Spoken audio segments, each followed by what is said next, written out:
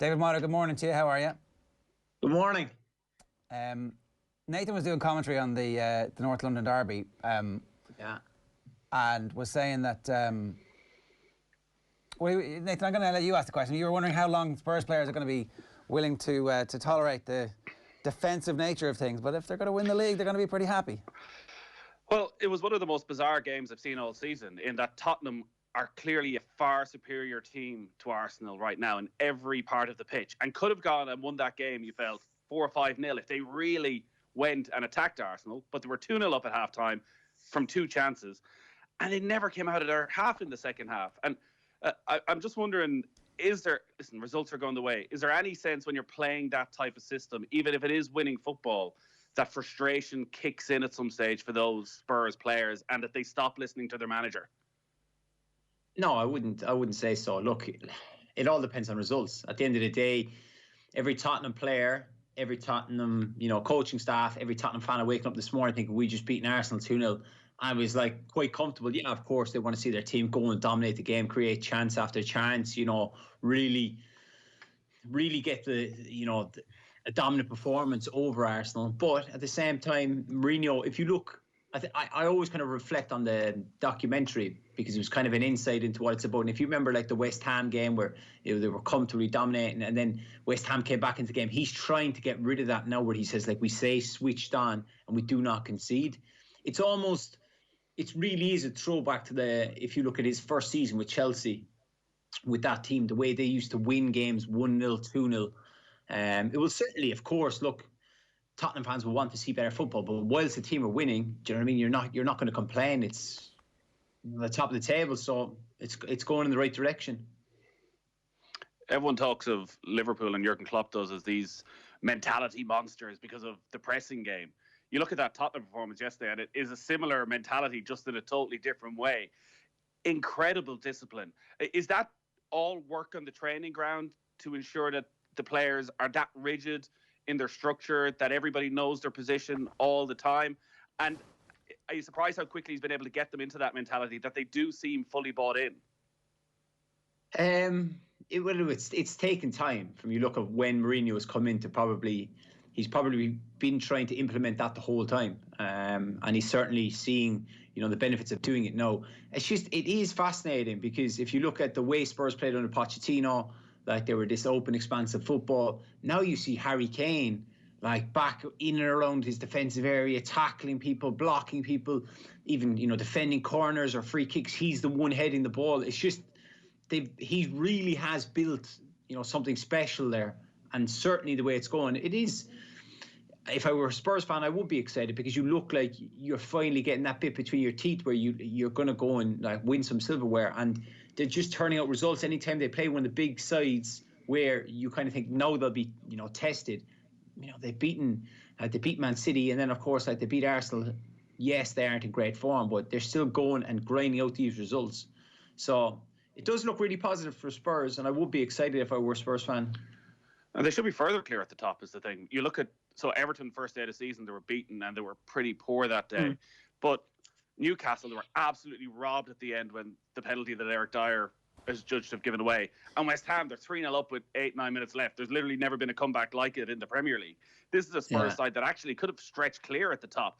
Is there a different pressure now, do you think, that suddenly everyone is talking about them as contenders? Because they've been in this position a few times over the last 7-8 years, and that's where the mentality has struggled, that when they need to kick on, when you need to extend a 10-game unbeaten run to a 20-game unbeaten run, they haven't been able to do it. Oh, that is the big thing, Nathan, isn't it? Everyone's going to put those question marks over Spurs. But you have to just look, I suppose, at the manager, the one who's, leading the way or driving the car. I would back the man over the club in the success, in the sense of the success that Mourinho has had in his time in football. They've never had a manager of that caliber, and you could just see him making it Spurs against the rest of the league. Kind of that old. He loves the mind games. He loves being involved. You've seen the stuff there with Guardiola after the Man City game. He just seems to have that bit between his teeth of.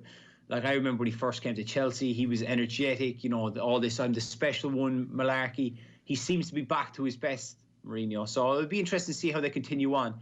like you said, though, that is the big challenge they're going to face. Can they continue to go on these winning streaks and turn, 10 games unbeaten to 20 games unbeaten? Because you can be sure, like Man City this weekend, have won their second game in a row in the league for the first time this season, which you think, like, God, for the team that should be winning the title. So that they're coming back, and of course Liverpool are just going to continue to go the way they're going. Yeah, isn't it the case though that this time Spurs have a better squad, a more balanced squad, depth almost everywhere, with the exception maybe of centre back. But even then, he's managed to turn Eric Dyer into a centre back. Yeah, no, they do. And you look at it, like yesterday, he doesn't bring on like Bale or whatever. He's got a lot of options. Of course, they're trying to get him up to speed, but there's other players.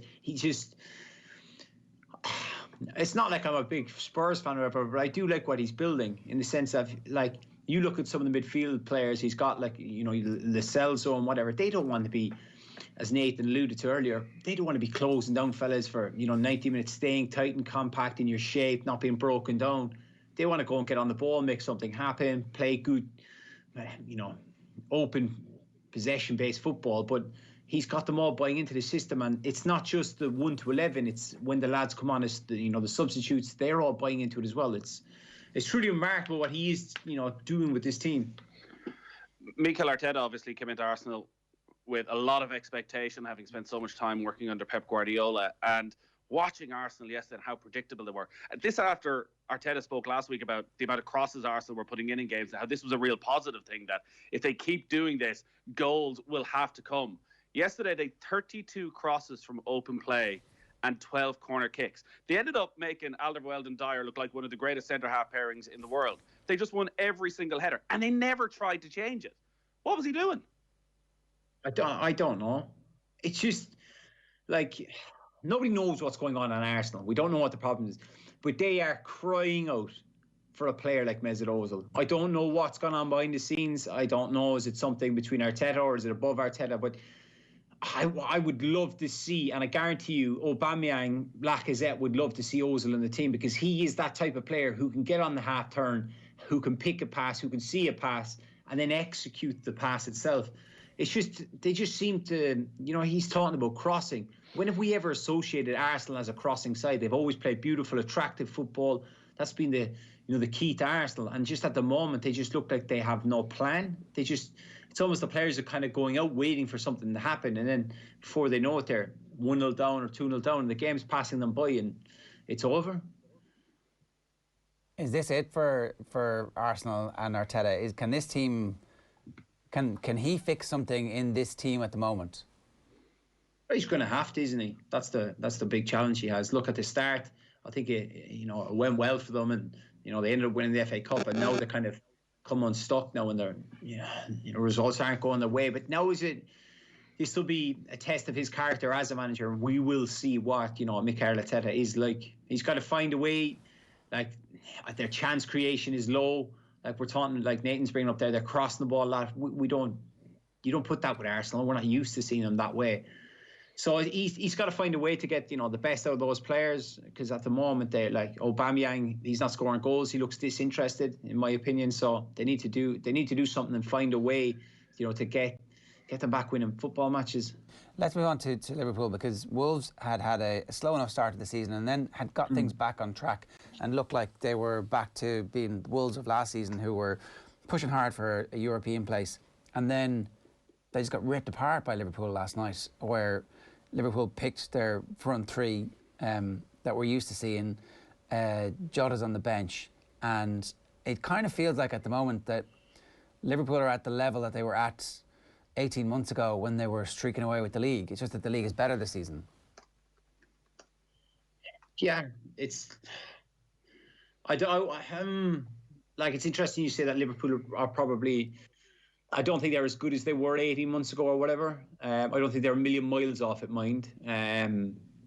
Of course, look, with COVID, no fans, the injuries that Liverpool have picked up and all that, of course, not going to be at the level.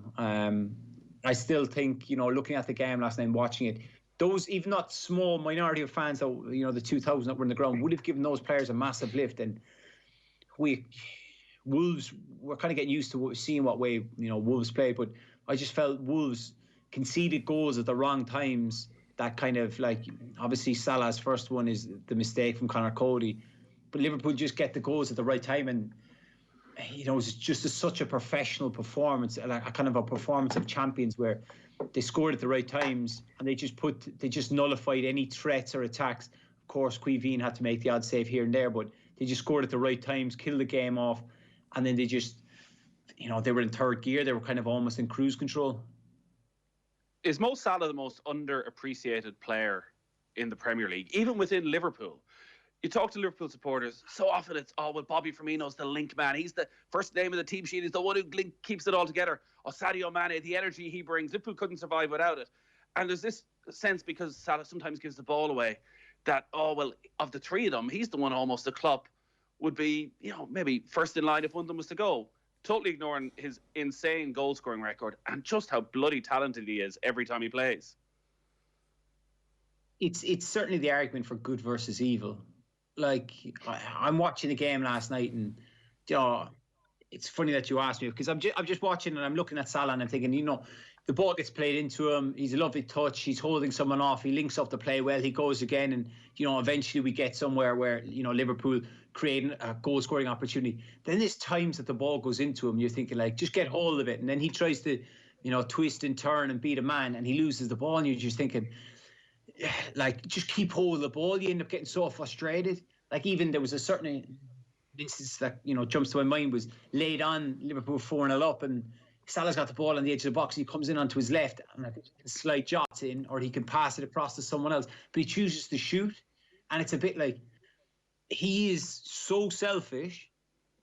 But it's that, like I said, that good versus evil, that he can be the one that decides the game for you or wins a match for you, but he's also going to frustrate the life out of you. And I think, yeah, he is underappreciated, because, like, as you said, you look at his goal scoring record, it's off the charts. Like, the games he scored goals in, it's just remarkable. But it does seem to be the question. A lot of Liverpool fans do say if they were to lose one of the three, it would be Salah, which then you think, like, if the goals to games return he's had, it's crazy to even think that. But I don't know, maybe I don't know.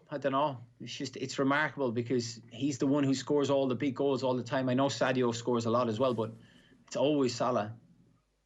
In the conversations about whether or not the ball had crossed the line in the Man United West Ham game, perhaps a little bit of the conversation came away from what a screamer it was from Paul Pogba, and he reminded everybody just how amazing. He almost scored a screamer off the bench the previous night as well, which, if it had gone in, I think might have changed the conversation about him a little bit. But irrespective of that, were Man United pretty lucky to win this game, or is that just who Manchester United are, a brilliant second-half team at the moment?